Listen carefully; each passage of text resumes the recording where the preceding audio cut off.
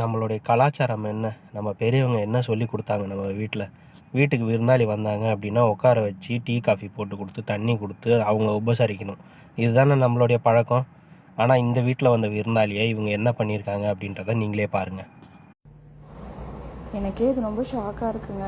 பாருங்கள், ஊருக்கு போயிட்டு 1 வீக் கழித்து தான் வந்தேன். வந்துட்டு வீடெல்லாம் க்ளீன் பண்ணிவிட்டு சரி ஒரு காஃபி போட்டு குடிக்கலான்னு குடிச்சிட்டு கொஞ்சம் காஃபி இருந்தது, நான் வச்சுட்டு மறந்துட்டு வந்துட்டேன். மூடி வைக்காமல் வந்துட்டேன். நான் இந்த மாதிரி பண்ண மாட்டேன், மறந்துட்டேன். இப்போ எவ்வளோ நேரம் கழித்து நான் லைட்டை போடுறேன் கிச்சனில்.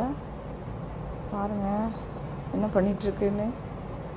அப்போ இப்படி தானேங்க நம்ம எந்த சாப்பாட்டு பொருளையும் திறந்து வைக்கிறோம். மறந்து திறந்து வச்சுட்டு வருவோம், கரண்டி உள்ளே போட்டு மூடி வைக்கிறாங்க. நான் அப்படிலாம் பண்ண மாட்டேன். நிறைய வீட்டில் அதெல்லாம் செய்கிறாங்க. ஃப்ரிட்ஜில் மாவு எல்லாமே ஓப்பன் பண்ணி வைக்கிறாங்க, அதுவும் தப்பு தான். இந்த மாதிரிலாம் பண்ணக்கூடாதுங்க. பாருங்கள், குழந்தைங்க இருக்கிற இடத்துலலாம் பாலெல்லாம் காய வைக்கிறாங்க. காய வச்சுட்டு பால் பாத்திரத்தை எல்லாம் சரியாக மூடாமல் வைக்கிறது, இந்த மாதிரிலாம் நிறைய நடக்கும். பாத்திரங்களே நம்ம வாஷ் பண்ணாலும் திருப்பி யூஸ் பண்ணுறப்போ மறுபடியும் ஒரு தடவை வாஷ் பண்ணிட்டு தாங்க யூஸ் பண்ணணும். பாருங்கள்,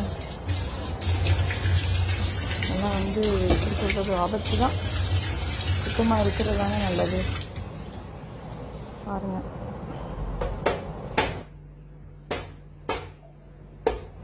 இதை ஏன் நான் சொல்கிறேன்னா, தயவு செஞ்சு இந்த மாதிரி யாரும் பண்ணாதீங்க.